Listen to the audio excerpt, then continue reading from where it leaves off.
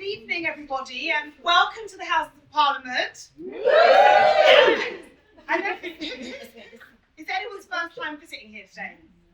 Oh, a few of you. Well, as I say, this is also, it's my house, but it's also your house. But, you know, it's a pleasure for me, really, to be hosting this event for Sim for her fantastic book, which I've left over there. I'm supposed to have it here to wave it around. Wave it around the book. Wave it around Sim's book. It's not just any old book, it's a book on leadership, but it's also setting out a blueprint for everybody. So if you haven't already got one, do grab a copy. So that's that. But I should say, I'm Marsha de Cordova. I'm a member of Parliament for Battersea. Dare I say the best place in London? But no, I first met Sim at a screening of the Bob Marley movie One Love. And we know that he has inspired many people, but while he continues to inspire many, many artists, and we all know this, around the world, we can all agree that Sim is breaking down barriers in the art space, not just here in the UK, but absolutely abroad. And I can say that, you know, that she has had many, many successes, but I really think it's her fantastic work on the Directors for the Future, which widened the talent pool for senior leadership roles in the theatre space. And Battersea has been a beneficiary of that because the artistic director, Tarek, was actually from Sim's programme. So it absolutely does work. And I have to say, the BAC is a great space, but Battersea also is home to many other fantastic organisations, some of whom are represented here tonight, like this. Oh, massive people in the house. We are a great art space, and we also have a proud history. But you know, when we talk about decolonising the theatre space, there are many spaces that need this kind of representation to happen, because research has highlighted that managers and directors in the arts, culture and heritage sector are overwhelmingly white and obviously underrepresented by Black and Asian people. And, you know, I think it's about time we do need to address this, because I always say that representation matters. Representation matters because it leads to better outcomes, it leads to better decision making, but also it is absolutely the right thing to do. I'm really proud that this Parliament after the election of July 2024 is the most diverse Parliament in history. That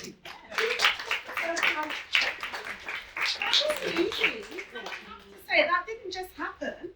There were many that blazed the trail for people like myself. I've been a member of Parliament for 7.5 years, but I think about the mother of this house, Diana Abbott. Elected in 1987 as the only, imagine being the only Black woman in this place back then. You know, so she's blazed the trail for so many of us and people like myself. And you know, when we talk about the art space, I'll take it back there. We know that there's so much work to be done, and it's actually just today, you know, I wrote to the Chancellor ahead of her budget, you know, calling for greater support for the arts sector, because we all know that we've had COVID, which has, you know, decimated so many of those spaces. But more importantly, we know that, you know, 76% of our art centres were actually running and making a loss.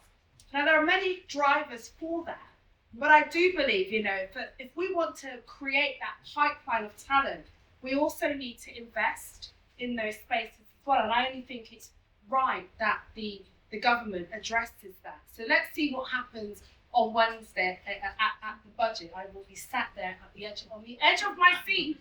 I want funding for so many things, not least housing, the arts, but also to support disabled people. So I'm really proud that in this room there are so many change makers, including Sim, and I'm proud of the campaigning that she is doing to try and change things. Sim isn't sat on the sidelines, she's actually on court trying to make that change and trying to bring about difference, to create those positive experiences for people so they can step into those spaces. And I think the amount of people here in this room this evening is a testament to that. I have to say, there are 3 different events taking place at 3 different venues. one in my constituency at the embassy, and also one in St. Martin's in the Field, all talking about the similar things. So there is something happening in this space. But I have to say to each and every one of us, it's so important that we use our voices in the same way that you are doing, Sim, because that is how we are going to bring about this change. And so if you haven't, please do get the book. I've got my copy, which I do hope to get through. But thank you all for being here. Congratulations, and thank you. You're amazing. It's so wonderful to see a woman actually in leadership making a difference. So well done and congratulations. And thank you all for being here.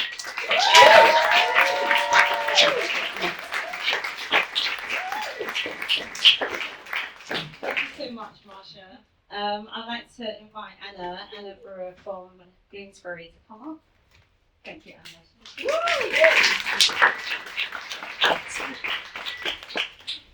Thank you, Sim. Thank you, Marsha. Amazing to hear from you. Good evening, everyone. I'm Anna Brewer. As Sim said, I'm publisher on the Methuen and Drama list at Bloomsbury. I'm delighted to have been invited, along with a few of my close colleagues, to this important and exciting event. Simeilia originally got in touch with the idea for this book back in the summer of 2019. I remember having my attention grabbed by her point that whenever she wrote any book, she would always set herself a provocation. Her provocation in this instance, she said, was that this book would enable her to increase the visibility of artists and leaders in roles that remained underrepresented. She had invited Kwame on board at this point, and the two of them would curate and edit this book, which was to be a book of interviews with key Black cultural leaders. Prior to 2019, Simeilia and Kwame were already familiar to the Methuen Drama list. Simeilia had edited a couple of monologue volumes, and discussions, I think, were already, or certainly soon to be, underway for her Beyond the Canon play anthology. Kwame was a published playwright on our list, and his 2003 play, Almina's Kitchen, had just been voted by the public as the play of the decade in our 60 years of modern play celebrations. Simeilia and Kwame were fairly soon to be joined on this particular book by Olivia as the third editor, which meant that we had this dream team simultaneously enabling, collecting, amplifying, and also distilling the thoughts of a whole host of outstanding leaders in the arts into a single book. It felt to be the sort of project that editors can usually only dream of. At this time, Simeilia was heading up the organisation Artistic Directors of the Future, which provided the ideal context for the project to emerge and meant that its original focus centred most naturally on the experience of artistic directors from culturally diverse backgrounds. However, as we discussed the scope of the book further, we agreed that it would be great to broaden the roles that were considered under the banner of leadership in the arts, to include other vital positions within a theatre organisation, from marketing managers to funding leads. This, we felt, would broaden the book's potential readership considerably, and hopefully make it of interest to anybody that works in theatre, regardless of their position or organisation.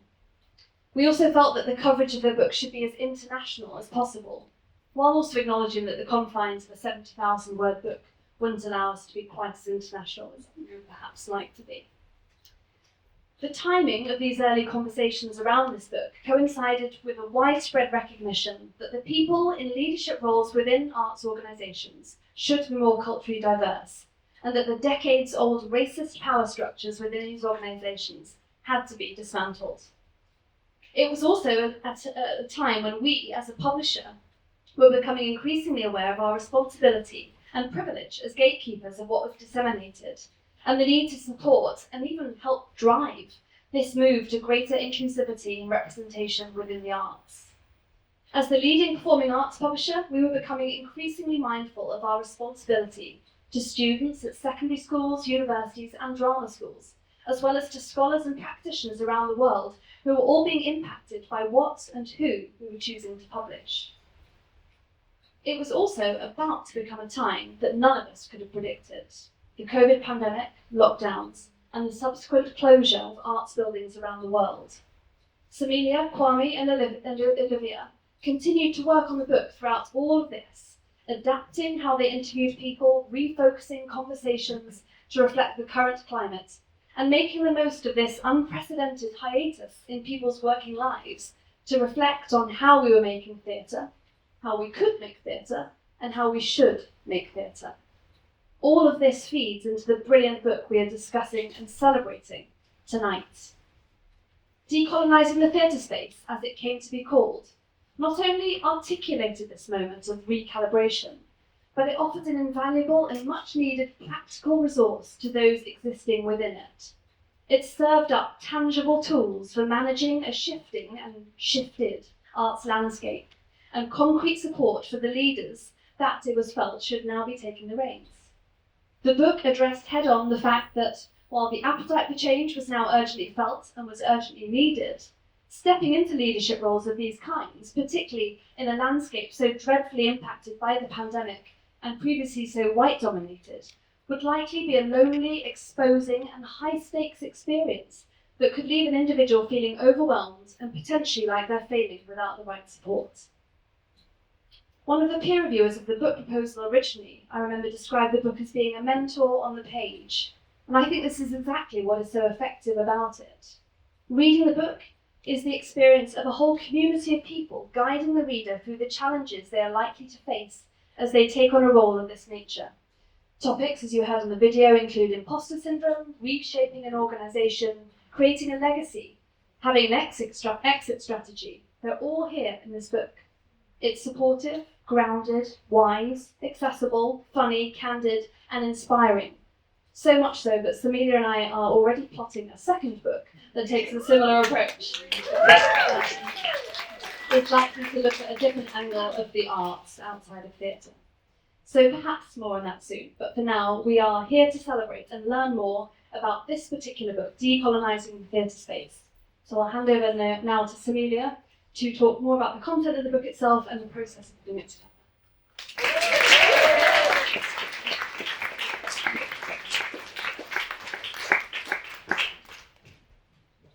Hi everyone. Thank you so much to Anna. Thank you so much to Marsha. We are. I'm going to sit down if that's okay. I'm just so thrilled. I look around the room and there are contributors in the room. If you're a contributor to the book, do you want to just raise your hand? Because we have got a few contributors of the book. Thank you. Thank you. Great. Does anybody want to say anything about what it was like to contribute to the book? Stella is looking at me. I'm just smiling. I didn't say anything. Well, it was an interesting Come forward, process. Stella. I just speak on. Okay. Okay, thank you, Stella. Everyone give Stella a round. I think first off, I think it's worth saying the context in which we were interviewing and thinking about leadership was during lockdown. So on the one hand, it created an environment in which we were incredibly informal, so slippers, pajamas on screen. But it also meant we were in a reflective mode. So you were thinking about those early stages in lockdown when we started to think about what does the world of work mean? How am I renegotiating what that means? And I think we've returned from COVID to environments where, you know, the whole workforce is talking about it, but we as leaders were thinking about it too, like changing and shifting the dynamics in which we were working. But also that meant reflecting on some of the challenges and some of the structural challenges that we were really undertaking. So those two things converged in a space where I feel like you got some complete, honest and raw insights from every single contributor, and that was quite a pivotal moment for me too. And I think when I remember, I still reflect back on some of the conversations that we had, some of the things that made it into the book and some things that didn't. And I think for all contributors, it was a pivotal moment for all of those reasons. And it is good to have it conceptualized in a book where we can return to it and realize that actually those things still ring true, pandemic or not pandemic. Thank you so much, Stella. Thank you so much. Anybody else, particularly here? Anybody else want to say a few words? Everyone's gone so shy now. They were so outspoken when we did this. Okay. Nobody? Doreen? No one's making back. Okay, cool. I'm going to kick off. Kwame. Oh, Maria. Okay, here we go. What I'm going to say. Yes. But I feel like I should say something, just because of the whole kind of thing around sort of intersectionality, which feels really important. I think this book gave some scope for that space to exist. It's true what Stella said about the pandemic and that real existential kind of moment for all of us personally, as well as in terms of our work, our careers. It's I don't think even yet we've fully taken on the kind of the impact of that collectively in terms of our psyche. And I think that I just remember back at that time when Sim was in LA and we sort of organised a time to meet. I was actually recovering from some of the kind of the kind of experience of COVID in my body. And I remember talking with Sim on over Zoom and feeling like I don't know how I'm going to get through this next hour, because I don't know how my body's actually going to be able to sort of cope with just the cognitive thing of thinking through some of the questions that were put to me. I felt really at a point of, it was like breaking, and it felt that some of the questions around leadership were really of that ilk as well. About it was a breaking point. It was Black Lives Matter. Everything felt like really at a cusp. And I feel like I just talk, but I just wanted to just say that really, in terms of that moment in time, and the fact that we're all survivors from that time. We're all here, and I think that is of this space as well of decolonisation, that somehow that's a kind of whole thing in progress, and we're all part of that story of making that space more and more available to each and every one of us. So I just wanted to say something. I don't know if anything makes sense, but that's just something.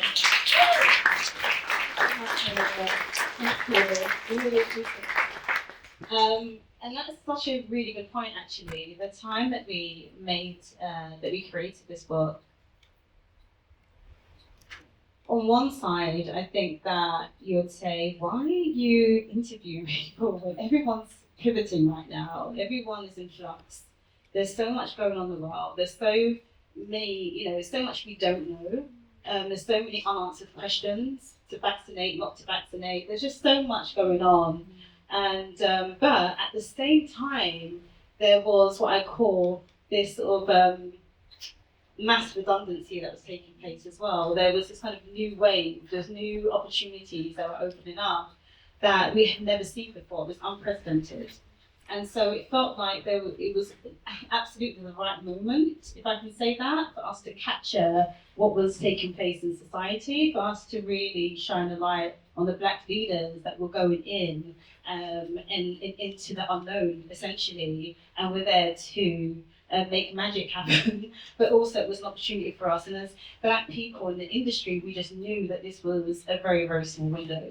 We knew that this was an opportunity that we couldn't sit back and we couldn't say, maybe we'll just wait for things to get a bit better. We knew that this was an opportunity that may not happen again in our lifetime. And so for that very reason, that's why we pursued this book, and that's why we chose to interview as many people as we did. I would say that it also happened at a time, and I write about this in the introduction, that I was stepping down from my organisation, Artistic Directors of the Future. It was a time where I felt so conflicted, if I'm honest, and I write about this because as much as the organisation done extremely well to change the makeup of the industry as it pertains to the cultural diversity, however, if I'm honest, I got to a point where I was like, I know I'm helping, but am I also harming my community? And that didn't sit right with me. And the reason why I felt that I could be potentially harming my community was because the industry was not ready for them. They were walking into buildings that have been historically white-led buildings, and also at the time of the pandemic and at the height of the Black Lives Matter movement. And people were expecting the impossible. It was like Obama, everyone expecting Obama to end racism. I was like, okay. And so for me, it was almost, I talk about this sort of the impossible Rubik's Cube, but was kind of going in and expected to just absolutely, people talking about dismantling, let's dismantle the industry, let's dismantle these systems. And no one knew what they were really asking. Let's be honest. And I think that everybody wants everything to happen yesterday. So all these fractured relationships that have been built up for decades, really, with Black and other sort of global majority communities, all of a sudden they were going to sort of catapult somebody in, and they were there to sort of fix and to and say, come on, my people, come with me. And actually, there was a lot of harm being done. There's a lot of damage being done. A lot of things that needed to be restored. And I think that there was no patience, there was little resource. There were organisations that were in financial deficit as well at the time that wasn't spoken about. It was a bit hush-hush until we got a Black leader coming in and all of a sudden it's the headline, right? And so for me, it was really how do we protect, how do we put a spotlight on these brave, audacious leaders that are going in and taking the helm of these organisations, and how do we ensure that we speak about what needs to happen? The same way there was that manifesto of, oh god, my brain's gone dead now, but same way there was that manifesto of We See You in White American Theatre, this was my We See You White American Theatre, essentially, but it was to the world. So for me, it was so important that we spoke not only to artists and aspiring leaders in the UK, but we spoke globally. We spoke to people all around the world, and we said this is a time for us to actually know our village and actually speak to people in our village, so that we're able to then build systems that will be able to plant a foundation for generations to come. And that's what it's really about. It's like, how do we sort of create these planks? How do we create these building blocks so that we're not back here in 10, 20, 30, 40 years from now? So that was really the motivation to start it. It was to say, hey, I really want to offer up a gift. This is the only way I know how to do it, is to create transparency, demystify roles, demystify the process, show the vulnerability in us as well, to say, look, we are human. You might see us warriors, but we are human, and we are doing the best that we can do. And actually, you need to buy us time, you need to give us resources. And thank you so much, Marsha, because I read your letter before I came out here, and I said, well, yes, Marsha, for dropping this today. So I really, really appreciate that, Marsha. And it needs to be said by not just Marsha, but everyone needs to understand and recognise the importance of arts, the importance of leadership, the importance of who are the decision makers in the arts as well. So for me, that's always been my focus. And that's why I started the book with being leading. Leadership is in our DNA, because I also didn't want people to think that, we only became leaders yesterday.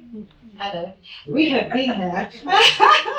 We have been leading, and it's so great you mentioned Diana, but there's so many of us that are in this industry, and there's so many people that I look up to that are in this room.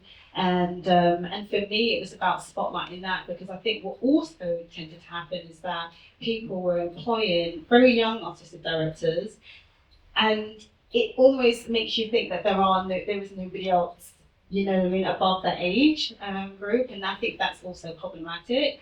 But I also feel like the opportunity should obviously be for everyone. But I think that I've seen a lot of people sort of mid-career level that are really disgruntled because they're completely overlooked. So it was really important in this book that we have intergenerational conversation, not just about sort of cross continents, but actually intergenerational. So that's what I'm hoping, that it will inspire more of those conversations. And yeah, so that was the motivation behind the book. But it was a labour of love. As you can see, it took a little while now to get the book underway, but I'm so proud, I'm so happy that we got there and we did this. Now,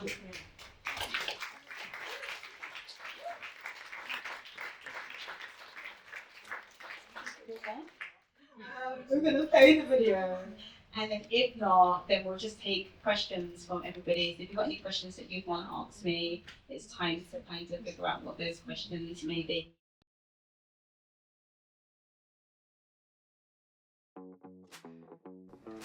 The mission was simple: to create the ultimate Black leadership book.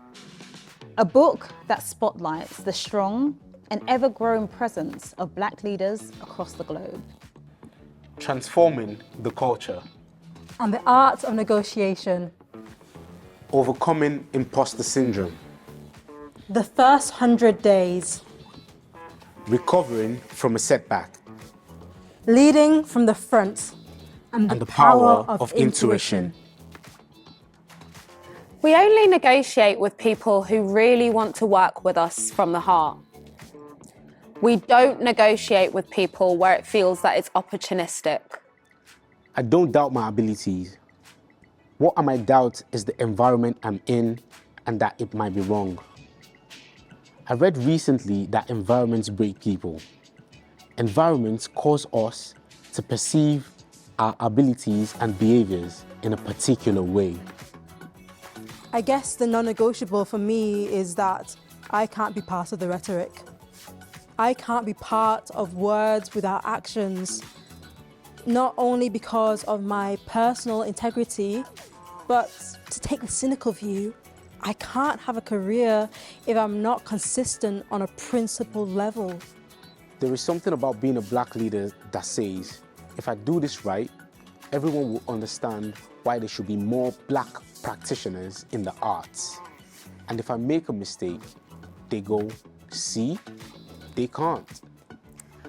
I try to be as authentic as I can be, but I've been in a lot of spaces in the last 12 months where I've just been quiet.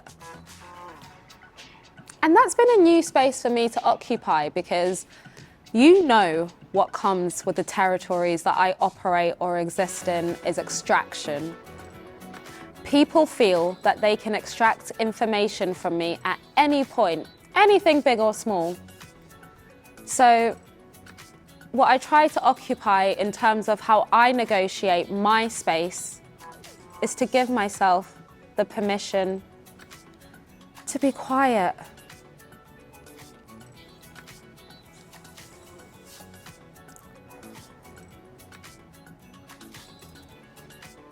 We've been leading.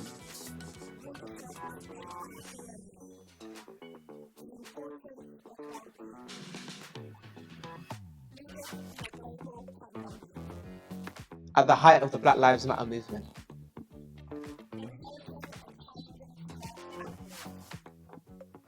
Becoming the first. And the art of negotiation. Succession and legacy. In a really perverse way,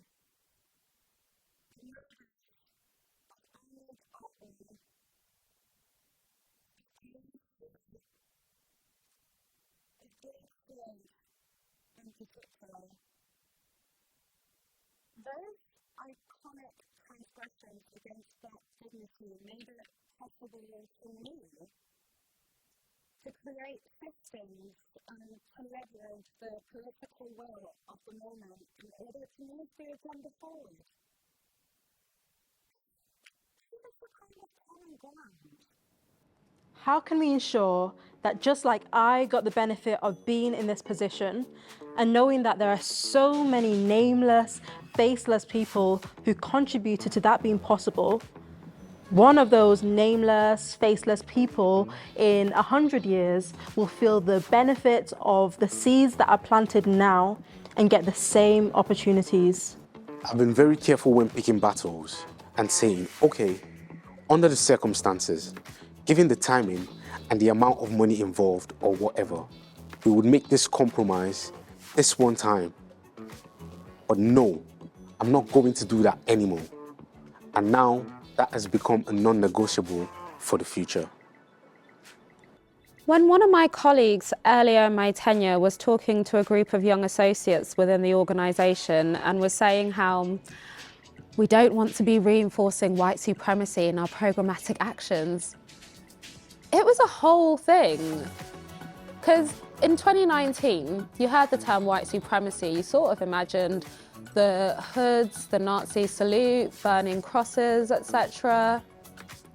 But now, everyone is reading How to Be Anti-Racist.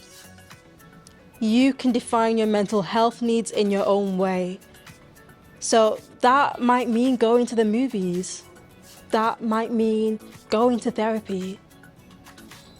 The problem I think folks of colour have in general, specifically being ripped away from their homeland and being defined in the Constitution as 3/5 of a man, is that we're not having enough complex conversations about our wholeness.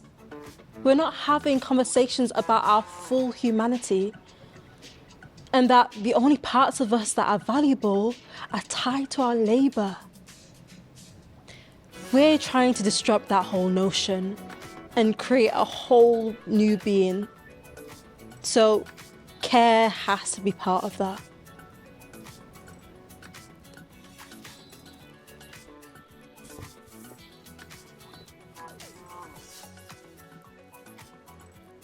What does it mean to open up your arms? And what does it mean to awaken what opening up your arms looks like as a sustained practice that still allows for your heart to be courageously protected, still allows for your body to be courageously seen, still allows your intellect to be courageously kept intact? You're not at war with the system. You're able to hold yourself in the system and let the system work around you. They said, "We didn't hire you because you're black." And I was like, that's the bonus. That's the bonus.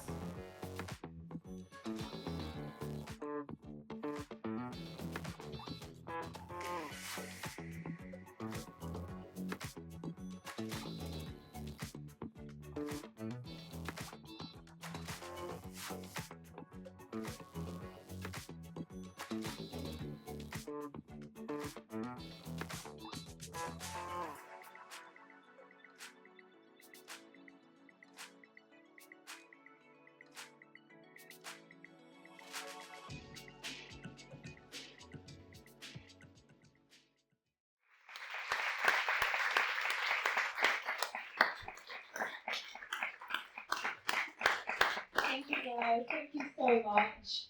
I just wondered if there's any questions before we have to wrap up this evening. Oh, thank you so much, Marsha.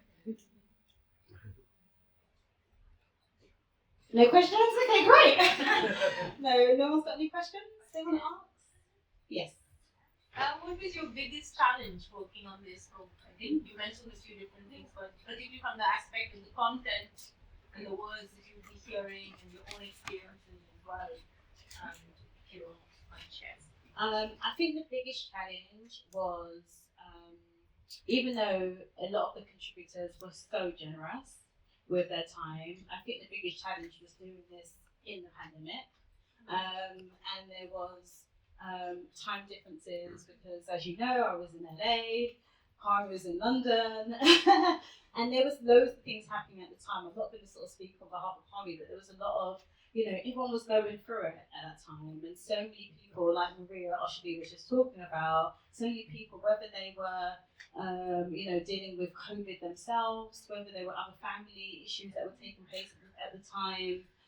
There was so much going on personally and business-wise as well. So I think just really making sure that we were just as flexible as we could be. We did a lot of the interviews on Zoom as well. And that was hard because I'm a people's person, so I love this. I love everyone being in the same space at the same time and having that sort of dialogue with somebody. So I found that to be quite hard actually. It's definitely moving forward. I'm really looking forward to having conversations. We can do it in person. Yeah. Yes. Okay. Should I get mics? Where's the other mic? No, I'll shout. I'm sure. Yeah, shout. I just so glad we have you. Yeah. And you do this for so long. My two questions are: one, stepping away from what you created or gave birth to, it's the future. What does that actually look like in practice in terms of conceptually? And then the second thing is about how has it been received so far by the sector? Yeah. So the first question about stepping down from an organisation, how that was, and it's funny actually because I think yes. So my life coach is here. She's on the floor, sitting down, probably doing some fantastic life coach. And I really want to pick you up because you know what we went through. I think when you know that it's time. And the thing is, when I set up Artistic Director of the Future, I set it up to hand it over. I didn't set it up to be there forever and ever, amen. For me, success is the fact that it lives on beyond you. And so for me, stepping down felt absolutely right. I think that whenever you're stepping down from founding an organisation, that's so much different, I have learned.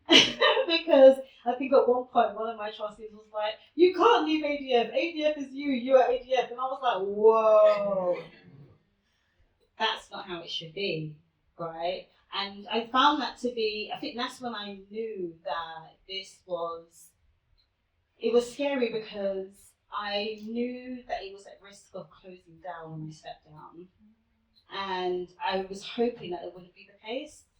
But I couldn't let that fear, as Monique knows, because we had all these conversations together, didn't we, Monique? I knew that I couldn't allow that to prevent me from going on the next chapter of my life. And so even when they announced that it was closing down, I remember getting phone calls and they're like, Sim, you're going to run back to London and save it? And I was like, no, it's not my job to save it. You know, it was so disappointing to learn, if I'm honest, that it was closing. I knew it had much more to give. And Sandra Hare, who worked with me, you know, for many, many years, who actually, you know, said to me one day, Sim, I want to do your job. I want to run this organisation. And I was really hopeful that it would have been her. But, you know, you also realise that these things are not in your control. And I had to make peace with the fact that it did what it was supposed to do. And it created a lot of change. It made people think about whether it was boards differently, it made people think about succession differently. You know, I remember, as you know, everyone knows this, but I wrote to the paper, the same paper that a certain journalist wrote in when they were talking about who's going to be the incoming leader of the Young Vic. And it was all white men that they predicted, and there was like a few white women. And even the wild card was a white man. And I was like, whoa! So I wrote to the same paper, wrote an article that got published in the same paper and called it out. So I just think it's just really important that we see these things and we call them out in a way that's diplomatic, in a way that's very honest and real, and we know we're speaking on behalf of our community. So for me, yes, it was absolutely something that I had to make peace with, but I don't regret my choice. And I'm really proud of the work that we were able to do, you know, while it existed. And I'm really, really happy that I got to work with people like Sandra and others that came on board and offered their support when we really needed it.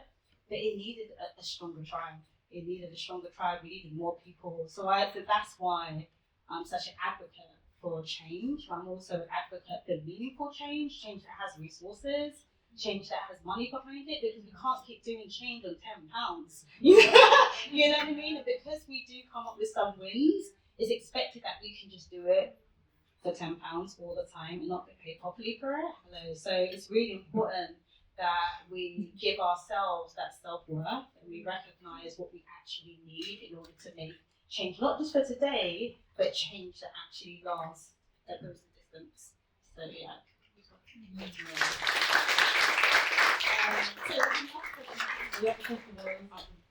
Impact thus far. Impact thus far of issue for the book. Yeah. Whoa, Margaret, do you want to talk to that? I was going to ask a question. Margaret, I'm also from Bloomsbury. Apart from everyone in the room ordering their coffee at 30% discount, but what do you want each of us who leave the room tonight? What are we going to do to build on the book? So I think just so in terms of the impact, just to answer your question, Joy, the impact, everywhere we've gone and we've had this conversation, the impact sometimes being very immediate, which is you don't always see when you write a book. When you create a book, you kind of put it out there. You might get an email now and again saying, I've got your book. But it really fills me up when people in the audience are saying, oh my gosh, I needed this right now. You've really spoken directly to what I'm going through right now. And actually, I'm going to use this as a way to sort of navigate from here on out. I love the fact that Stella's here right now. And Stella is just such an exceptional leader. And she's so methodical. She was someone, we were like, what do you do in the first 100 days? She was like, okay, so day 1, day 2, day 3. I was like, hold on a second, you know what you're going to do for every single day? But she's so methodical in her thinking, and that helps. And that might not be for everybody, and that's absolutely fine. But to know that you can be that way, that's the most important thing. And I think that's what this book offers. It offers the possibilities. It offers the fact that you can go in. And you know that there are other leaders who think like you, there are other leaders who are doing things that you aspire to do, right? And it gives you strategy, it gives you tools. So in terms of Margaret's question of like what I want everyone to leave with, not only the book, but I really want it to be able to be a Bible. That's the intention behind it. It's a practical book. It's a book that can be applied. It's not a book that just sits on your bookshelf. It's like actually it's a tool. And that's essentially what it is, and that's why it was created. And I also would love for it to end up on reading list. I mean, I know Lisa's here, and she was like, I read it before I started my new job, and actually I think everyone should read this book before they start their new job. And actually that's essentially what this is, that these resources can't just be there and be spoken about at the time that they happen. It needs all of you. It needs all of you to say, actually, this is something that needs to be applied, that needs to be read and understood before you go into any sort of leadership position. Yes, Stella.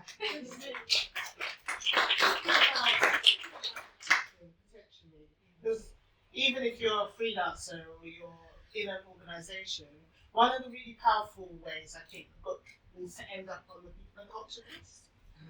HR needs to, somebody in HR needs to read it, and then allow them to disseminate it in a way that feels useful for the situation or the organisation. Because I feel like it can sit outside and become a kind of community resource amongst us, but the power will be unlocking some of the real wisdoms and insights that are across the whole of that book, all of the chapters, and it needs a HR human resources, human rights perspective in order to unlock it and embed it in the system. The systems isn't about intention, it's about actual systems that you are working through. How are you making decisions around your budget? How are you having holding conversations around real equity? And that has to sit at HR. Yeah, definitely. I think that HR definitely, it's for all of those reasons. I can't say any better than that. It's so true. And I think that it is for a department to take it on and for it to be a part of what they do, embedded in the way that they work. So yeah, I couldn't agree with you more. Are there any other questions? Yes, Lisa. Sometimes when you ask a question, you know the answer. What surprised you the most? What was the response that you just weren't expecting? You know what surprised? There were so many things. What surprised me the most is when we spoke about. So I think what she said, but when we spoke about imposter syndrome, and she was like, I don't believe in imposter syndrome, and that's in the book. And she details why she doesn't believe in imposter syndrome. It's a lie. Yeah. But that really stood out to me, and I think that also a lot of things didn't surprise me because of the work that I've done. You know what I mean? But I think that for me, it was hearing people articulate. Just in terms of how much board support is necessary as well. I think boards kind of get overlooked a lot, but actually an incoming director, I think Patrick Bradford said this, but he was saying, look, we have to ensure the success of that AD. If we're not doing our job, if we're not putting the resources in and the trust in, that's where it starts really from the very top. And if we're not doing that, if we're not backing those that are going in, then how do we expect anybody else to? You know what I mean? And so actually, it really goes back to what is seen as tokenistic, what isn't seen as tokenistic. And actually, it's not just about, I know that Mark Joseph Mufu said this, but I'm not going to be your cute black boy, you know, that you hire that says nothing. You know, I'm going to go in. You hired me because I have ideas. You hired me because I'm a visionary. You hired me because I'm a strategist. So therefore, expect me to do all those things once I'm in the organisation. Don't expect me to then just be in the back room. So I think that for me, it was hearing those thoughts articulated that were like, you know, when Kwame were like, yes.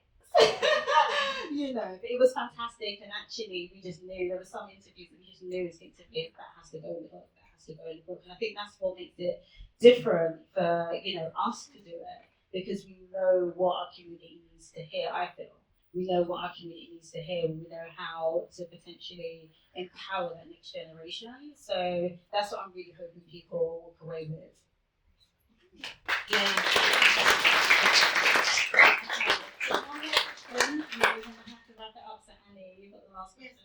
Thank you for the book and thank you for all you've done. I really appreciate what you've done, because I went to the ADF program and that led me to being on several boards, which I wouldn't have thought about doing. So it does work.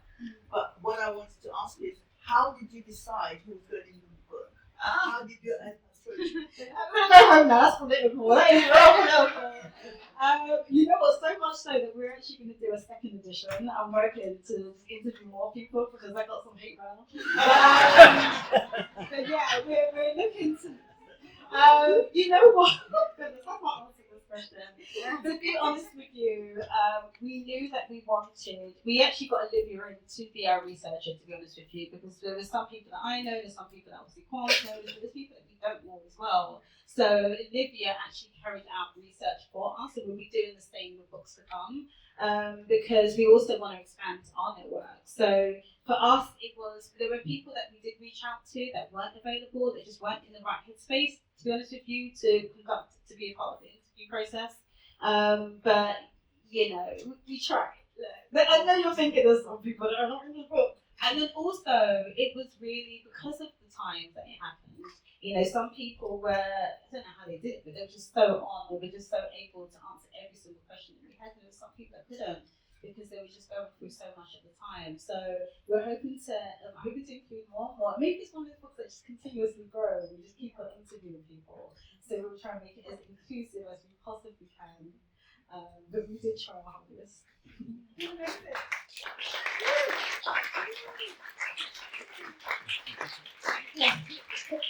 Alright, then that's the end of the event. Thank you so much for coming out. It's been so much fun, and I'm sorry about the technical issues again, but I do want to extend a big thank you to Marsha. Can you just give Marsha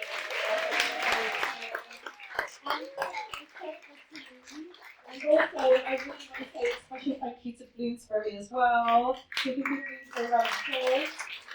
And also to our Brewer, the videographer. We really appreciate this document. It's important that we document these events, right? So thank you, Daniel, for being here, and thank you to each and everyone. Thank you, I do. Thank you, Mum. I want to make sure I thank everybody. My sister's taking pictures. But thank you all, and please help us to spread the word. And it's just been so beautiful to reconnect with many of you and to meet many of you tonight. So thank you.